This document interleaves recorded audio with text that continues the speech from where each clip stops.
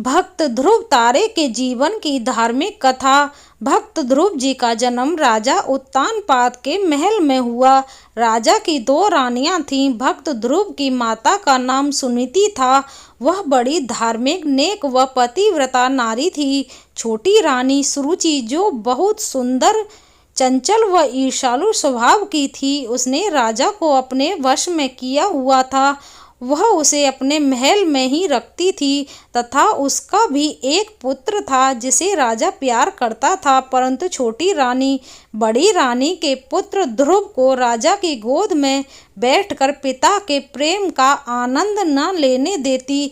ध्रुव हमेशा यह सोचता कि जिस बालक को पिता का प्यार नहीं मिलता, उस बालक का जीवन अधूरा है। ध्रुव एक दिन बालकों के साथ खेलता हुआ राजमहल में पहुंचा। उसे हंसता देखकर राजा के मन में पुत्र मोह उत्पन्न हो गया और उसे गोद में बिठा लिया।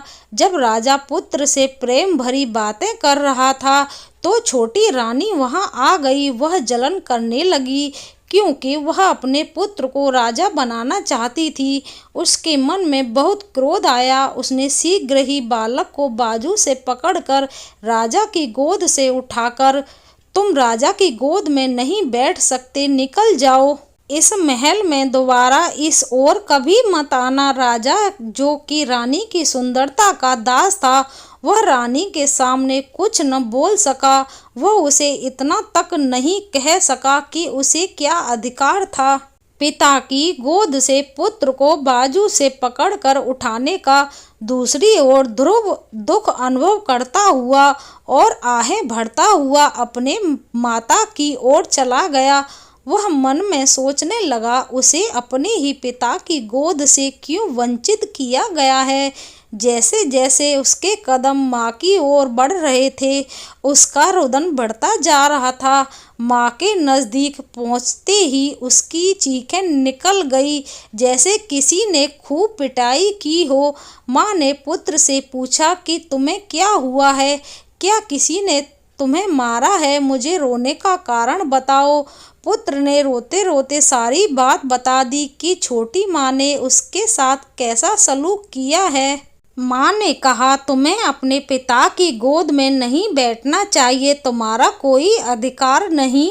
मेरे लाल। रानी ने पुत्र को गले से लगा लिया और उसकी आंखों में आंसू आ गए। माँ, मुझे सत्य बताओ, तुम रानी हो या दासी? मुझे कुछ पता तो चले। पुत्र हूँ तो मैं रानी। पर वह चुप कर गई। फिर पिता की गोद में क्यों नहीं बैठ सकता? माँ ने कहा, तुमने भक्ति नहीं की। भक्ति न करने के कारण तुम्हारी यह दशा हो रही है। राज सुख भक्ति करने वालों को ही प्राप्त होता है। माँ, बताओ मैं क्या करूँ जिससे मुझे राज सुख मिले? मुझे कोई राज सिंहासन से न उठाए, कोई न डांटे। 7 वर्ष के पुत्र को माँ ने कहा, बेटा, परमात्मा की आराधना करनी चाहिए, जिससे राज सुख प्राप्त होता है। माँ का यह उत्तर सुनकर बालक ने कहा, ठीक है माँ, मैं भक्ति करने जा रहा हूँ। तुम तो अभी बहुत छोटे हो और तुम्हारे जाने के बाद मैं क्या करूँगी? मुझे पहले ही कोई नहीं पूछता। रात हो गई पर ध्रुव को नींद न आई। उसके आगे वही छोटी माँ के दृश्य घूमने लगे। वह बेचैन होकर उठकर बैठ गया। सोई हुई माँ को देखकर राजमहल त्याग देने का इरादा और भी दृढ़ हो गया। भयानक जंगल में वह निर्भयता से चलता गया। शेर और बघेल दहाड़ रहे थे, परंतु वह तनिक भी न डरा। उसका मासूम हृदय पुकारने लगा, हे ईश्वर, मैं आ रहा हूँ। मैं आपका नाम नहीं जानता, मैं नहीं जानता कि आप कहाँ हैं। वह थककर धरती पर बैठ गया और उसे नींद आ गई। आँख खुली तो सुबह हो चुकी थी। उसने पानी पिया और कहना शुरू किया, ईश्वर ईश्वर, मैं आया हूँ। आवाज़ सुनते ही नारद मुनि आ गए। बालक ने पूछा, क्या आप भगवान हैं? नारद ने उत्तर दिया, नहीं, मैं ईश्वर नहीं। ईश्वर तो बहुत दूर रहते हैं। ध्रुव, मैं क्यों नहीं जा सकता? नारद, तुम्हारी आयु छोटी है, तुम राजा के पुत्र हो। मार्ग में भयानक जंगल है, भूत प्रेत तुम्हें खा जाएंगे। भूख, प्यास, बिजली, बारिश, शीत तथा गर्मी आदि तुम्हारा शरीर सहन नहीं कर सकता। आओ, मैं तुम्हें तुम्हारे पिता के पास ले चलूं, वह तुम्हें आधा राज दे देगा। ध्रुव हंस पड़ा, आधा राज? अभी मैं परमात्मा के दर्शन करने जा रहा हूँ।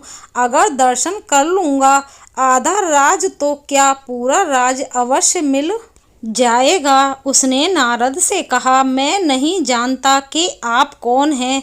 आप मुझे परमात्मा की भक्ति से रोक रहे हो, तो आप मेरे दुश्मन हो। दोस्तों, यह वीडियो आपको पसंद आई हो तो प्लीज़ लाइक, शेयर, कमेंट करना। धन्यवाद।